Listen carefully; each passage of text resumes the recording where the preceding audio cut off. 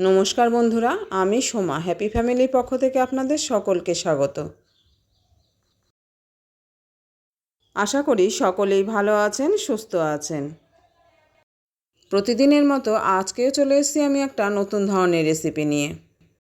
আজ আমি আপনাদের সঙ্গে শেয়ার করব ফেলে দেওয়া তরমুজের খোসা থেকে দারুণ স্বাদের একটা নতুন রেসিপি। এই গরমে কম বেশি তরমুজ তো সবাই খাচ্ছেন, কিন্তু তরমুজটি খাওয়ার পর এই খোসাটি কিন্তু আমরা ফেলে দেই। এই রেসিপিটি দেখার পর এই খোসাটি কিন্তু আর কেউ ফেলবেন না। এই যে বন্ধুরা, আজকেও আমরা একটা তরমুজ নিয়ে এসেছি, আর এই তরমুজের খোসাটাকে এইভাবে পুরু করে কেটে নিয়েছি। আমরা তো সবাই তরমুজের এই লাল অংশটাকে খেয়ে থাকি, কিন্তু এই সাদা অংশটাকে আমরা ফেলে দেই। কিন্তু বন্ধুরা, রেসিপিটি দেখার পর এখন থেকে কেউ আর এই সাদা অংশটিকে ফেলবেন না।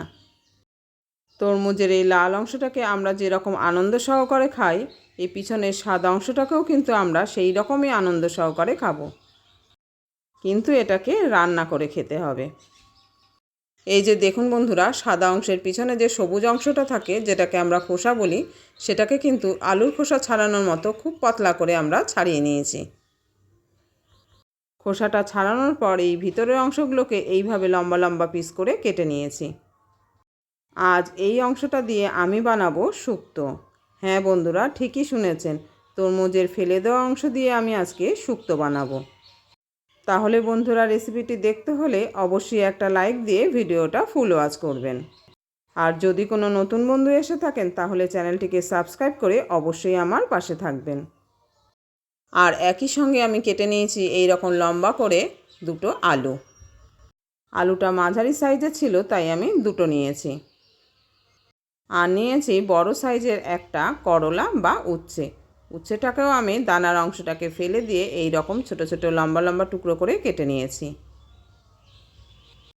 এখন ওভেনে আমি একটা কড়াই বসিয়ে দিয়েছি। কড়াইটাকে গরম করে নিয়েই আমি এর মধ্যে দিয়ে দিলাম পরিমাণ মতো সর্ষের তেল। এখানে আমি খুব বেশি পরিমাণে সর্ষের তেল দিইনি, অল্প পরিমাণেই দিয়েছি। এখন তেলটাকে একটু গরম করে নেব। তেলটা এখন আমার গরম হয়ে গেছে। এখন আমি এর মধ্যে ভেজে নেব কয়েকটা বড়ি। এই যে বন্ধুরা, আমি কয়েকটা বড়িকে এখন উল্টে পাল্টে গরম তেলের মধ্যে ভেজে নেব। বড়িগুলোকে কিন্তু আমি খুব বেশি কড়া করে ভাজবো না, হালকা ভাজা হলেই হবে। বড়িগুলো এখন খুব হালকাভাবে ভাজা হয়ে গেছে। এগুলোকে আমি একটা অন্য পাত্রে তুলে নিলাম।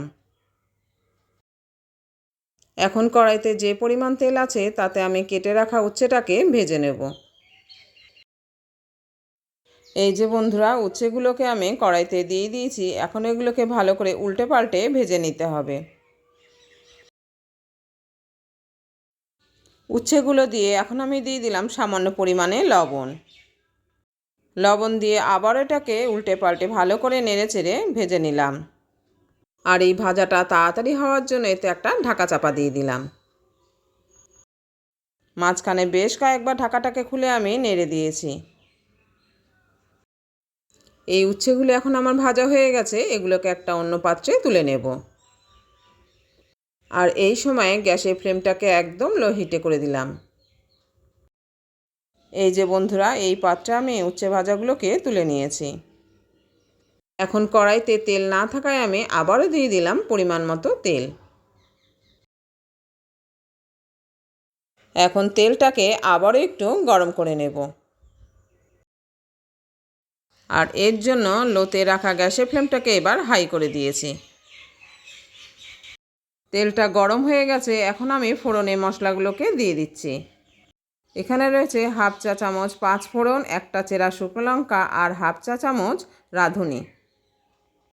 এই রাঁধুনিটাকে আমি আলাদা করে আরও হাফ চামচ দিয়েছি। এবার এটাকে যতক্ষণ না সুন্দর গন্ধ বেরোচ্ছে ততক্ষণ নেড়েচেড়ে নিতে হবে। মশলাটা দিয়ে এখন সুন্দর গন্ধ বেরোচ্ছে। এবার আমি দিয়ে দিলাম কেটে রাখা আলুর টুকরোগুলোকে।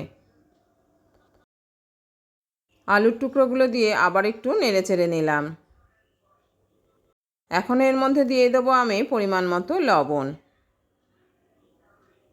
এই যে বন্ধুরা, লবণ দিয়ে দিয়েছি। লবণটা দিয়ে আবারও এটাকে নেড়েচেড়ে নিলাম। এখন আলুগুলোকে হালকা লাল করে ভেজে নিতে হবে, আর এর জন্য আমি এর একটা ঢাকা চাপা দিয়ে দিলাম। 1 থেকে 1.5 মিনিট পর আমি ঢাকাটাকে খুলে নিলাম। এখন আলুগুলো খুব হালকা করে ভাজা হয়ে গেছে। এখন আমি এর মধ্যে দিয়ে দেবো কেটে রাখা তরমুজের সাদা অংশগুলোকে। এই যে বন্ধুরা, তরমুজের সাদা অংশের টুকরোগুলোকে এখন আমি কড়াইতে দিয়ে দিলাম। এখন এটাকে খুব ভালো করে নেড়েচেড়ে আলুর সঙ্গে মিশিয়ে নিতে হবে। ভিডিওর এই পর্যায়ে এসে বন্ধুরা আর একবার সকলকে মনে করিয়ে দিচ্ছি যে যারা যারা একটা লাইক দিতে ভুলে গেছেন, অবশ্যই কিন্তু প্লিজ বন্ধুরা মনে করে একটা লাইক দিয়ে দেবেন।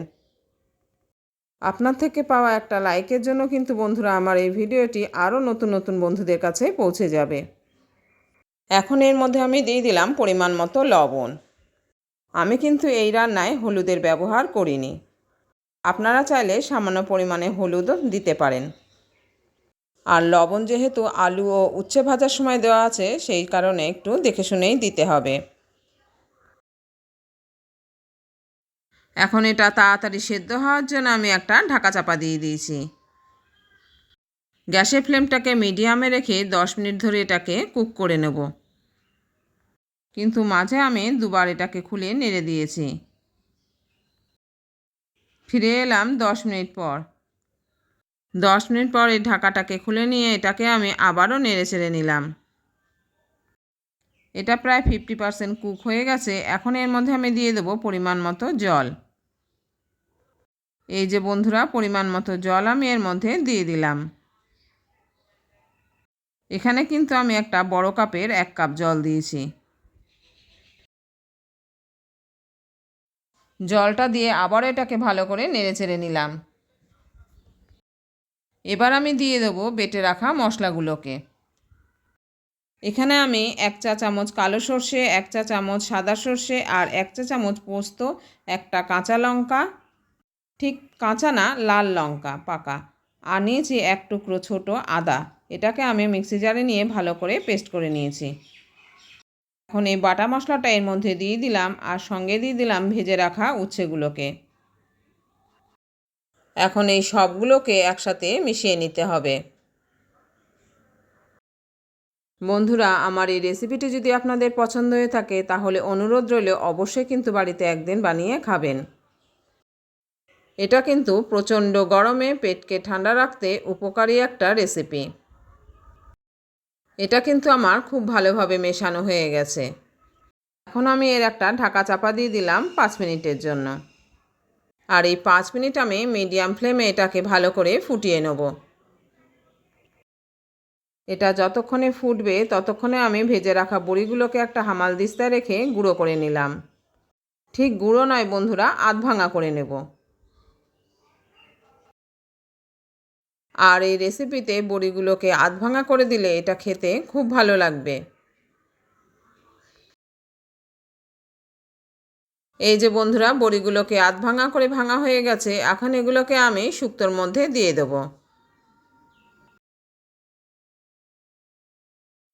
ঠিক 5 মিনিট পর আমি কড়াই ঢাকাটাকে খুলে নিলাম, আর এই ভেঙে রাখা বড়িগুলোকে এর মধ্যে এখন আমি দিয়ে দিলাম।